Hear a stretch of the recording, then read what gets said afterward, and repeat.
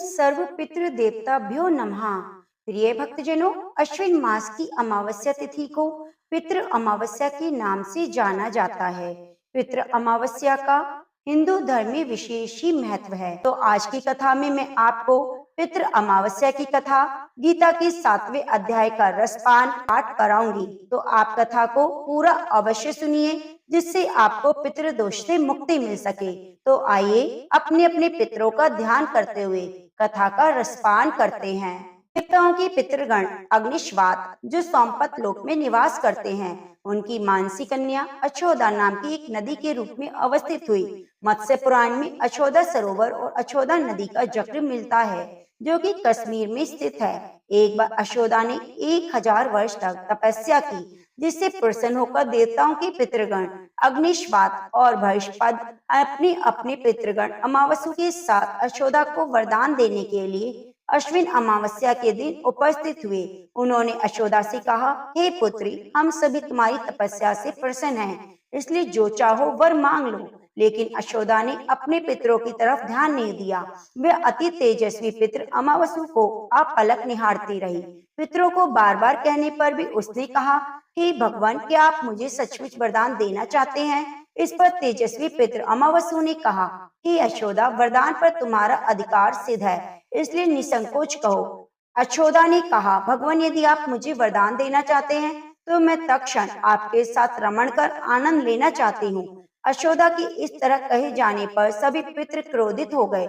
उन्होंने अछोदा को श्राप दिया कि वह पितृलोक से पतित होकर पृथ्वी लोक पर जाएगी। पितरों के इस तरह श्राप दिए जाने पर अछोदा पितरों के पैरों में गिरकर रोने लगी। इस पर पितरों को दया आई। उन्होंने कहा कि अछोदा, तुम पतित योनि में श्राप मिलने के कारण मत्स्य कन्या के रूप में जन्म लोगी।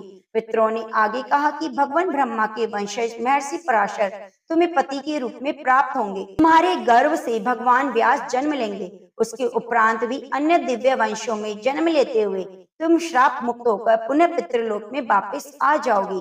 पितरों के इस तरह कहे जाने पर अछोदा शांत हुई। अमावस्या के ब्रह्मचर्य और धैर्य की सभी पितरों ने सराहना की और वरदान दिया कि ये अमावस्या तिथि अमावस्या के नाम से जानी जाएगी।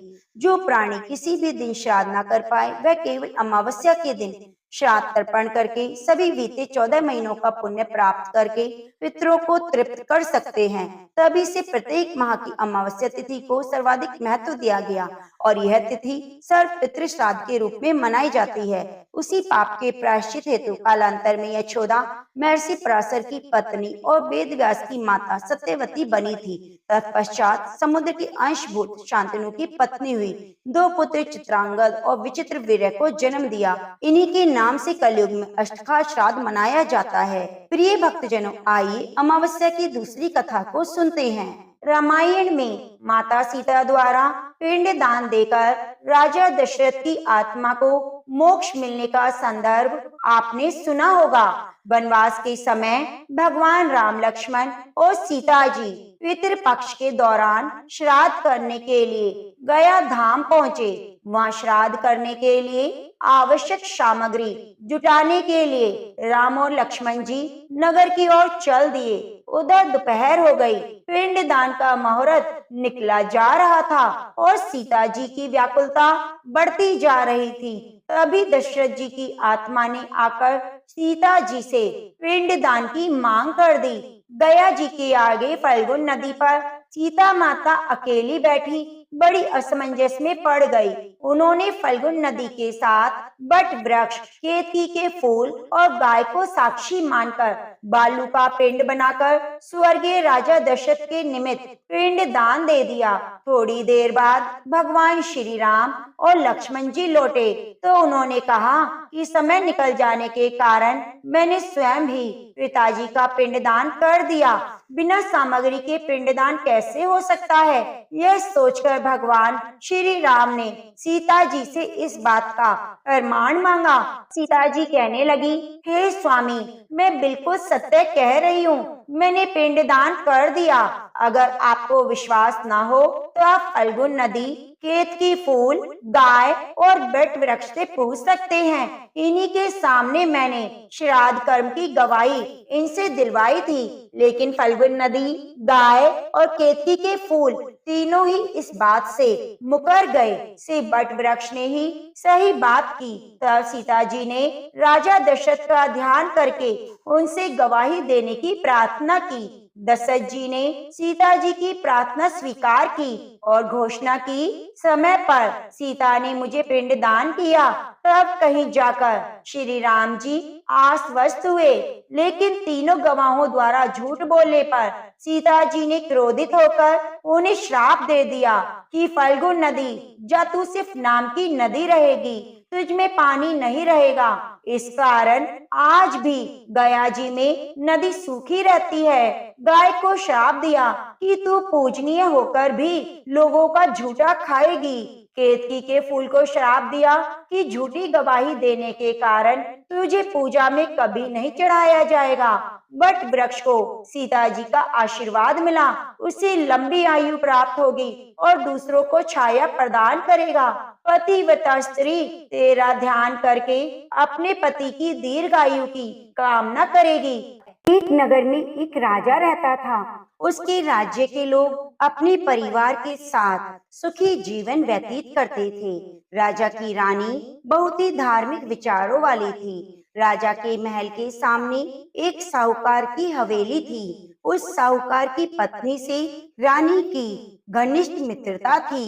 एक दिन हवेली से साहूकार की पत्नी के रोने और चिल्लाने की आवाज आई, जिसके बाद रानी ने कारण पूछा तो राजा ने बताया कि सेठ का पुत्र मर गया है। रानी हर दुख से वंचित थी, इसलिए वे राजा से पूछती है, यह दुख क्या होता है कि सेठ की पत्नी इतना रो रही है। इस पर राजा ने बताया, जब तुम्हारा बेटा मरेगा तब तुम्हें पता चलेगा। इसके बाद रानी ने अपने बेटे को नीचे फेंक दिया, लेकिन भगवान की कृपा से वह बच गया। रानी ने फिर पूछा, ये दुख क्या होता है? तब राजा ने कहा, जब पड़ोसी राज्य में युद्ध होता है और मैं भी उस युद्ध में अकेला जाऊंगा, तब तुम्हें मेरे मरने का समाचार मिलेगा, तब पता चलेगा। रानी अमावस्या का व्रत करती थी, जिसके कारण राजा भी युद्ध जीतकर वापस आ जाते हैं। इसके बाद राजा ने रानी से कहा कि हम गंगा माँ के दर्शन को जाएंगे, तब मैं वहाँ जाकर गंगा नदी में कूद जाऊंगा, तब तुम्हें पता चलेगा दुख क्या होता है। भगवान शंकर कैलाश पर बैठकर यह सब कुछ देख रहे थे। उन्होंने माता पार्वती से कहा, मैं तुम्हें सुखी आत्मा के दर्शन करवाता हूँ। इसके बाद भगवान शिव ने बकरे और माता पार्वती ने बकरी का रूप धारण किया। वह एक बावली के पास घास चरने लगे। रानी ने उस बावली को देखा तो कहा, हम यहीं विश्राम करेंगे। रानी ने महादेव और माता पार्वती की बातें सुन ली, जिसमें महादेव पार्वती जी से कहते हैं कि रानी ने अमावस्या का व्रत किया है, इसलिए उसे इस जन्म में कोई दुख नहीं मिलेगा। इसके बाद रानी को सब कुछ समझ में आ गया और उसने राजा को सारी बात बताई। ऐसा माना जाता है कि अमावस्या का व्रत रखने से इंसान के जीवन के सभी संकट दूर हो जाते हैं। तो प्रेम से बोलिए, भगवान शंकर माता पार्वती की जय हो। प्रिय भक्तजनों, अब आइए मनोकामनाओं को पूरी करने वाली सोमवती अमावस्या की कथा को सुनते हैं। एक साहूकार के 7 बेटे, 7 बहू और एक बेटी थी। साहूकार के घर एक जोगी भिक्षा मांगने आता। जोगी को साहूकार की बहू भिक्षा तो देती, वह लेता, लेकिन जब बेटी देती तो भिक्षा नहीं लेता। कहता, बेटी सुहागन तो है, पर इसके भाग में दुहाग लिखा है। यह बात सुनकर बेटी को चिंता होने लगी। उसका शरीर कमजोर होने लगा। उसकी माँ ने पूछा, बेटी तुम इतने दिनों से इतनी कमजोर क्यों दिखाई देती हो? तब उसने बताया, एक जोगी भिक्षा मांगने आता है। कहता है, बेटी तू सुहागन है, लेकिन नसीब में दुख लिखा है। यह बात सुनकर उसकी माँ ने कहा, मैं कल सुनूंगी। अगले दिन जब वह जोगी भिक्षा लेने आया तो माँ छुपकर बैठ गई। जब बेटी भिक्षा देने लगी तो योगी ने वही बात फिर से बोली। इतनी बात सुनकर माँ बाहर निकल कर आई और बोली, एक तो हम तुम्हें भिक्षा देते हैं, ऊपर से तुम हमें गाली देते हो।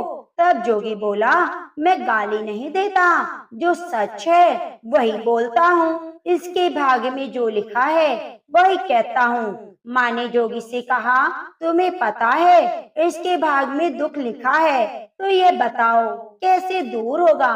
तो जोगी बोला, 7 समुंदर पार एक सोना धोबिन रहती है, जो समावती अमावस्या का व्रत करती है। अगर वह अपना फल दे दे तो इसका निवारण हो सकता है, नहीं तो विवाह होने के बाद इसके पति को सर्प डस लेगा।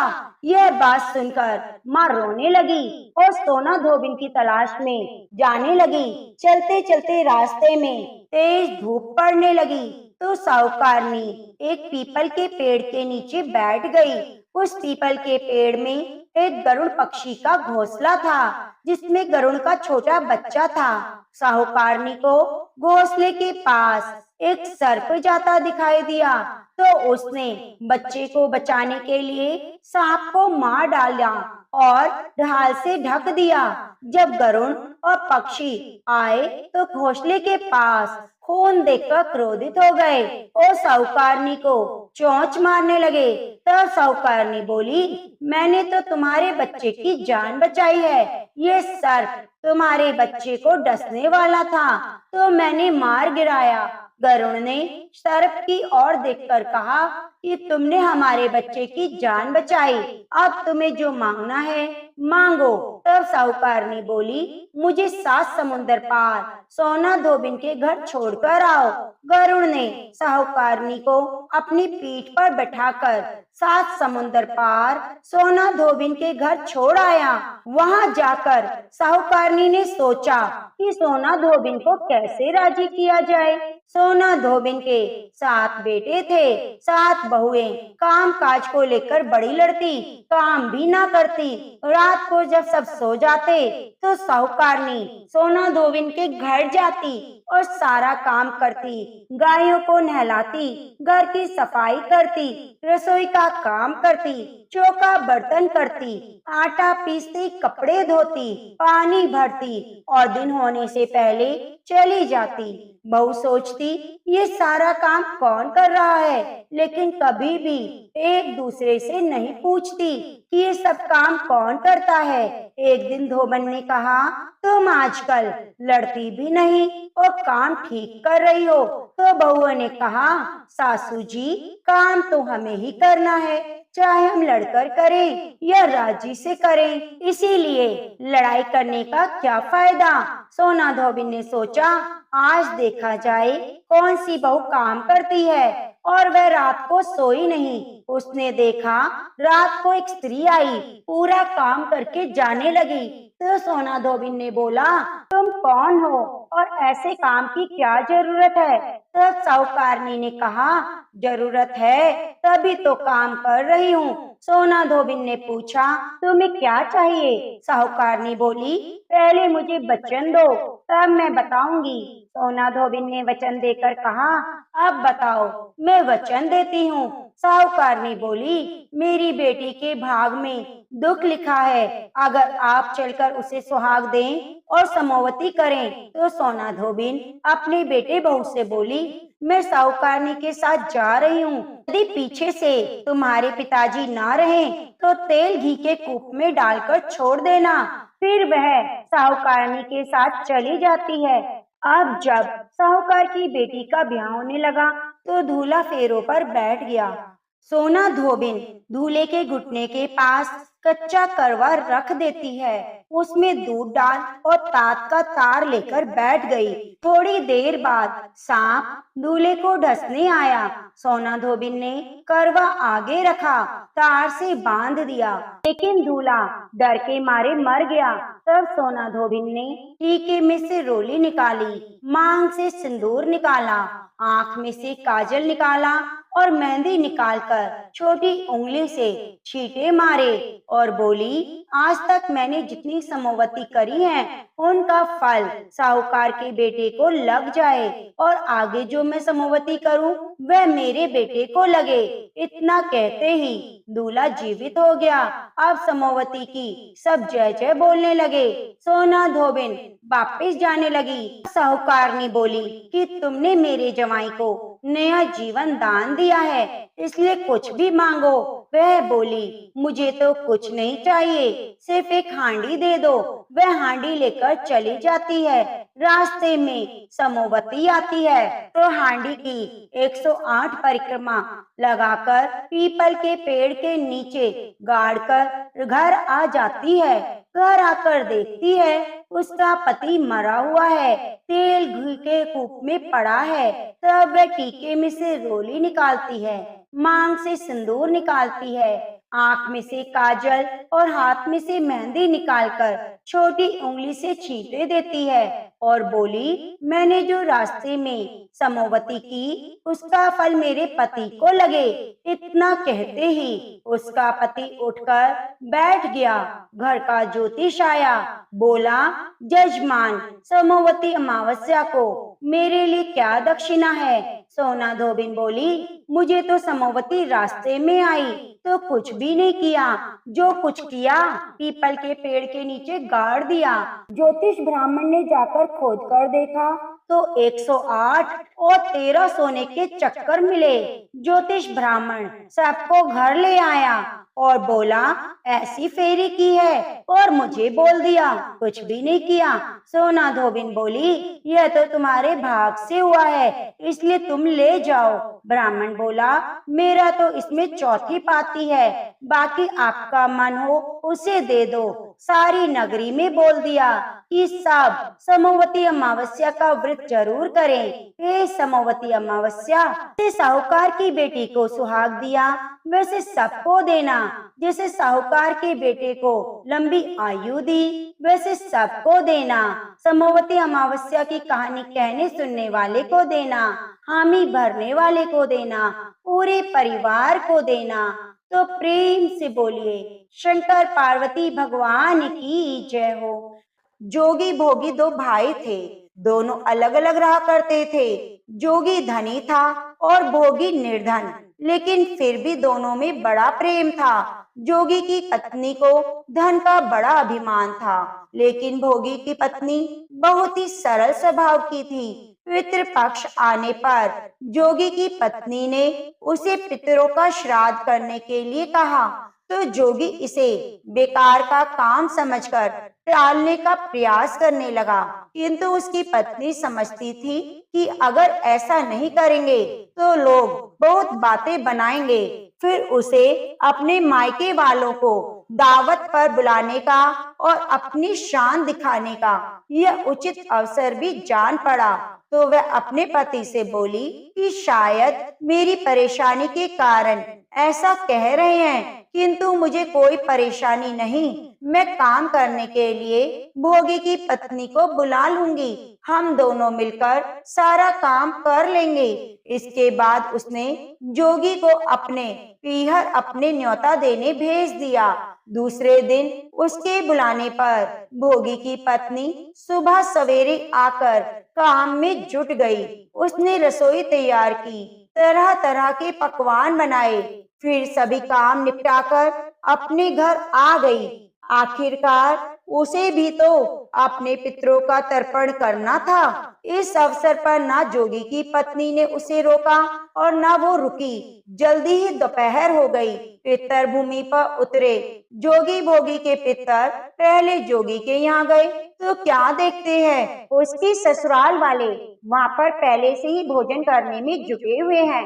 निराश होकर भोगी के यहाँ गए। वहाँ जाकर देखा तो वहाँ क्या था, मात्र पितृ के नाम पर अग्यारी दी गई थी। पितरों ने उस अग्यारी की राख चाटी और भूखे ही नदी के तट पर जा पहुंचे। क्योंकि भोगी के यहाँ धन का अभाव था, वे ढेर सारे अन्य पकवान नहीं बना सकते थे। थोड़ी ही देर बाद सारे पितर इकट्ठा हो गए और अपने अपने यहाँ के श्राद्ध की और वंशजों की बड़ाई करने लगे। जोगी भोगी के पितरों ने भी अपनी आप बीती सुनाई। फिर वे सोचने लगे, अगर भोगी सामर्थ्यवान होता तो शायद उन्हें भूखा ना रहना पड़ता, मगर भोगी के घर में तो 2 समय की रोटी भी खाने को नहीं थी। यही सब सोचकर उन्हें भोगी पर दया आ गई। अचानक फिर नाच नाच कर गाने लगे और भोगी के घर धन हो जाए, भोगी के घर धन हो जाए। शाम होने को हुई। उस दिन भोगी के बच्चों को खाने को कुछ भी नहीं मिला। उन्होंने माँ से कहा, माँ भूख लगी है। तब उन्हें टालने की गरज से भोगी की पत्नी कहने लगी, जाओ बच्चों, आंगन में होदी औंधी रखी हुई है, उसे जाकर खोलो और जो कुछ मिले मिलजुल कर बांट कर खा लेना। बच्चे वहां पहुंचे तो क्या देखते हैं कि होदी तो मोहरों से भरी पड़ी है। वे दौड़े दौड़े माँ के पास आए और सारी बात बताई। आंगन में आकर भोगी की पत्नी ने सब देखा तो वह हैरान रह गई। इस प्रकार पितरों की कृपा से भोगी भी धनी हो गया, पर धन पाकर भी उसे घमंड नहीं हुआ, बल्कि दूसरे साल जब श्राद्ध पक्ष आया तो श्राद्ध के दिन भोगी की पत्नी ने 5 तरह के व्यंजन बनाए, ब्राह्मणों को बुलाकर श्राद्ध किया, भोजन करवाया, दान दक्षिणा दी। जेठ जिठानी को सोने चांदी के बर्तनों में भोजन कराया। इससे उसके पितर बड़े प्रसन्न हुए और तृप्त हुए। तो प्रेम से बोलिए, पितृदेव की जय हो। पितृ पक्ष के दिनों में श्रीमद् भागवत गीता के 7वें अध्याय का श्रद्धा पूर्वक पठन अति ही विशेष पुण्यदायी होता है। श्राद्ध के महीने में श्रीमद् भागवत गीता के 7वें अध्याय को पढ़कर या सुनकर उसके फल को अपने पितरों को अर्पण करने से पितरों का आशीर्वाद प्राप्त होता है और भौतिक और आध्यात्मिक उन्नति में लाभ होता है। तो प्रिय भक्तजनों, आज की वीडियो में आप सुनेंगे श्रीमद् भागवत गीता के 7वें अध्याय का महात्म्य। भगवान शिव कहते हैं, पार्वती जी, अब मैं 7वें अध्याय का महात्म्य बतलाता हूँ, जिसे सुनकर कानों में अमृत राशि भर जाती है। पाटलिपुत्र नामक एक नगर है, जिसका गोपुर द्वार बहुत ही ऊंचा है। उस नगर में शंकुकर्ण नामक एक ब्राह्मण रहता था। उसने वैश्य वृत्ति का आश्रय लेकर बहुत धन कमाया, किंतु ना तो कभी पितरों का तर्पण किया और न देवताओं का पूजन ही किया। वह धन उपार्जन में तत्पर होकर राजाओं को ही भोज दिया करता था। एक समय की बात है, उस ब्राह्मण ने अपना चौथा विवाह करने के लिए पुत्रों और बंधुओं के साथ यात्रा की। मार्ग में आधी रात के समय जब वह सो रहा था, एक सर्प ने कहीं से आकर उसकी बाह में काट लिया। उसके काटते ही ऐसी अवस्था हो गई कि मणि, मंत्र और औषधि आदि से भी उसके शरीर की रक्षा असाध्य जान पड़ी। उसके बाद कुछ ही क्षणों में उसके प्राण पखेरु उड़ गए। फिर बहुत समय के बाद वह सर्प योनि में उत्पन्न हुआ। उसका चित्त धन की वासना में बंधा था। उसने पूर्व वृत्तांत को स्मरण करके सोचा, मैंने जो घर के बाहर करोड़ों की संख्या में अपना धन गाड़ के रखा हुआ है, उससे इन पुत्रों को वंचित करके स्वयं ही उसकी रक्षा करूंगा। एक दिन सांप की योनि से पीड़ित होकर पिता ने स्वप्न में अपने पुत्रों के समक्ष आकर अपना मनोभाव बताया। तब उसके निरंकुश पुत्रों ने सवेरे उठकर बड़े विस्मय के साथ एक दूसरे से स्वप्न की बातें कही। उनमें से मंझला पुत्र कुदाल हाथ में लिए घर से निकला और जहां उसके पिता सर्प योनि धारण करके रहते थे, उस स्थान पर गया। यद्यपि उसे धन के स्थान का ठीक ठीक पता नहीं था, तो भी उसने चिन्हों से उस ठीक निश्चय कर लिया और लोभ बुद्धि से वहां पहुंचकर बांबी को खोदना आरंभ किया।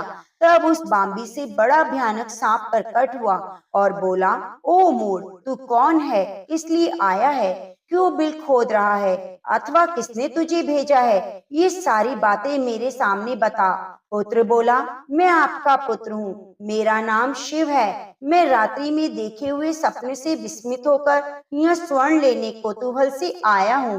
पुत्र की वाणी सुनकर वे सांप हंसता हुआ उच्च स्वर से इस प्रकार स्पष्ट वचन बोला, यदि तू मेरा पुत्र है तो मुझे शीघ्र ही बंधन से मुक्त कर। मैं पूर्व जन्म के गाड़े हुए धन के लिए ही सर्प योनि में उत्पन्न हुआ हूँ। पुत्र ने पूछा, पिताजी, आपकी मुक्ति कैसे होगी, इसका उपाय मुझे बताइए, क्योंकि मैं रात में सब लोगों को छोड़कर आपके पास आया हूँ। पिता ने कहा, बेटा, गीता की अमृत में 7वें अध्याय को छोड़कर मुझे मुक्त करने में तीर्थ, दान, तप और यज्ञ भी सर्वथा समर्थ नहीं है। केवल गीता का 7वां अध्याय ही प्राणियों की जरा, मृत्यु आदि दुख को दूर करने वाला है। हे पुत्र, मेरे श्राद्ध के दिन 7वें अध्याय का पाठ करने वाले ब्राह्मण को श्रद्धा पूर्वक भोजन कराओ, इससे निसंदेह मुझे मुक्ति हो जाएगी। हे वत्स, अपनी शक्ति के अनुसार पूर्ण श्रद्धा के साथ वेद विद्या में प्रवीण अन्य ब्राह्मणों को भी भोजन कराना। सर्प योनि में पड़े हुए पिता के ये वचन सुनकर सभी पुत्रों ने उसकी आज्ञा के अनुसार और उससे भी अधिक किया। तब शंकुकर्ण ने अपने सर्प शरीर को त्याग कर दिव्य देह धारण की और सारा धन पुत्रों के अधीन कर दिया। पिता ने करोड़ों की संख्या में जो धन बांट कर दिया था, उससे वे सदाचारी पुत्र बहुत प्रसन्न हुए। उनकी बुद्धि धर्म में लगी हुई थी, इसलिए उन्होंने बावली, कुआं, पोखरा, यज्ञ और देव मंदिर के लिए उस धन का उपयोग किया और अंशशाला भी बनवाई। उसके बाद 7वें अध्याय का जप करते हुए उन्होंने मोक्ष प्राप्त किया। हे पार्वती, यह तुम्हें 7वें अध्याय का महात्म्य बताया गया, जिसके श्रवण मात्र से सब पातकों से मुक्ति मिल जाती है। तो प्रेम से बोलिए, कृष्ण भगवान की जय हो। प्रिय भक्तजनों, अब आइए 7वें अध्याय का रसपान करते हैं। उसके उपरांत श्री कृष्ण भगवान बोले, हे पार्थ, तू मेरे अनन्य प्रेम से आसक्त हुआ मन वाला और अनन्य भाव से मेरे परायण होकर योग में लगा हुआ, मुझको संपूर्ण विभूति, बल, ऐश्वर्य आदि गुणों से युक्त, सबका आत्मरूप जिस प्रकार संशय रहित जानेगा, उसको सुन। मैं तेरे लिए इस रहस्य सहित तत्व ज्ञान को संपूर्णता से कहूँगा कि जिसको संसार में फिर और कुछ भी जानने योग्य शेष नहीं रहता है। हजारों मनुष्यों में कोई ही मनुष्य मेरी प्राप्ति के लिए यत्न करता है और उन यत्न करने वाले योगियों में भी कोई ही पुरुष मेरे परायण हुआ मेरे से तत्व जानता है, अर्थात मर्म से जानता है। हे अर्जुन, पृथ्वी, जल, अग्नि, वायु और आकाश, मन, बुद्धि, अहंकार भी ऐसे ये 8 प्रकार से विभक्त हुई मेरी प्रकृति है। ये 8 प्रकार के भेदों वाली तो अपरा है, अर्थात मेरी जड़ प्रकृति है। और हे माँ बाहो, इससे दूसरी को मेरी जीव रूपा परा अर्थात चेतन प्रकृति जान कि जिससे ये संपूर्ण जगत धारण किया जाता है। हे अर्जुन, तू ऐसा समझ कि संपूर्ण भूत इन दोनों प्रकृतियों से ही उत्पत्ति वाले हैं और मैं संपूर्ण जगत की उत्पत्ति और प्रलय रूप हूँ, अर्थात संपूर्ण जगत का मूल कारण हूँ। इसलिए हे धनंजय, मेरे से सिवा किंचित मात्र भी दूसरी वस्तु नहीं है। यह संपूर्ण जगत सूत्र में सूत्र के मणियों के सदृश मेरे में गुथा हुआ है। हे अर्जुन, जल में मैं रस हूँ और चंद्रमा और सूर्य में प्रकाश हूँ। संपूर्ण वेदों में ओंकार हूँ और आकाश में शब्द और पुरुषों में पुरुषत्व हूँ। पृथ्वियों में पवित्र गंध, अग्नि में तेज हूँ। संपूर्ण भूतों में उनका जीवन हूँ, जिससे वे जीते हैं। वह मैं तपस्वी हूँ और तपस्वियों में तप हूँ। हे अर्जुन, तू संपूर्ण भूतों का सनातन कारण मेरे को ही जान। मैं बुद्धिमानों की बुद्धि और तेजस्वियों का तेज हूँ। हे भरत श्रेष्ठ, मैं बलवानों की आसक्ति और कामनाओं से रहित बल और सामर्थ्य हूँ। सब भूतों में धर्म के अनुकूल अर्थात शास्त्र के अनुकूल काम हूँ, और जो भी सत्व गुण से उत्पन्न होने वाले भाव हैं और जो रजोगुण से तथा तमोगुण से होने वाले भाव हैं, उन सबको तू मेरे से ही होने वाला जान, ऐसा जान। परंतु वास्तव में उनमें मैं और मेरे में वे नहीं हैं। गुणों के कार्य रूप सात्विक, राजस और तामस, इन तीनों प्रकारों के भावों से अर्थात राग द्वेष विकारों से संपूर्ण विषयों से यह सब संसार मोहित हो रहा है। इसलिए इन तीनों गुणों से परे मुझ अविनाशी को तत्व से नहीं जानता, क्योंकि यह अलौकिक अर्थात अति अद्भुत त्रिगुणमयी मेरी योग माया बड़ी दुस्तर है।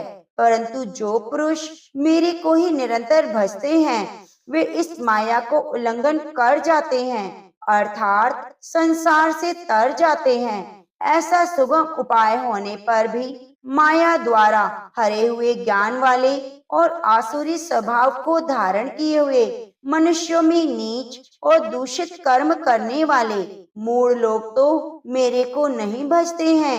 हे भरतवंशियों में श्रेष्ठ अर्जुन, उत्तम कर्म वाले अर्थार्थी, आर्त, जिज्ञासु और ज्ञानी अर्थात निष्कामी, ऐसे चार प्रकार के भक्तजन मेरे को भजते हैं। उनमें भी नित्य मेरे में एक ही भाव से स्थित हुआ अनन्य प्रेम भक्ति वाला ज्ञानी भक्त अति उत्तम है, क्योंकि मेरे को तत्व से जानने वाले ज्ञानी को मैं अत्यंत प्रिय हूँ और वह ज्ञानी मेरे को अत्यंत ही प्रिय है। यद्यपि ये सभी उदार हैं, अर्थात श्रद्धा सहित मेरे भजन के लिए समय लगाने वाले होने से उत्तम है। ज्ञानी तो साक्षात मेरा स्वरूप ही है, ऐसा मेरा मत है, क्योंकि वह स्थिर बुद्धि ज्ञानी भक्त अति उत्तम गति स्वरूप मेरे में ही अच्छी प्रकार स्थित है, जो बहुत जन्मों के अंत के जन्म में तत्व ज्ञान को प्राप्त हुआ। ज्ञानी सब कुछ वासुदेव ही है, अर्थात वासुदेव के सिवा अन्य कुछ है ही नहीं। इस प्रकार मेरे को भजता है, वह महात्मा अति दुर्लभ है।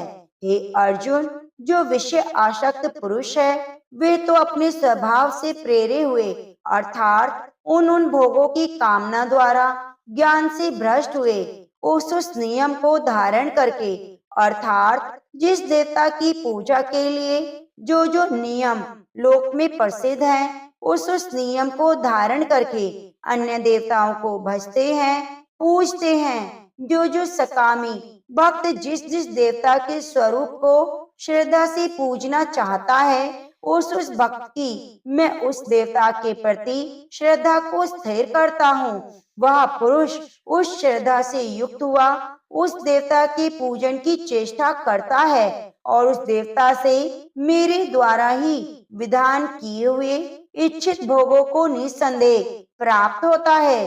परंतु उन अल्प बुद्धि वालों का वह फल नाशवान है और देवताओं को पूजने वाले देवताओं को प्राप्त होते हैं। और मेरे भक्त चाहे जैसे ही भजें, शेष में वे मेरे को ही प्राप्त होते हैं। ऐसा होने पर भी सब मनुष्य मेरा भजन नहीं करते।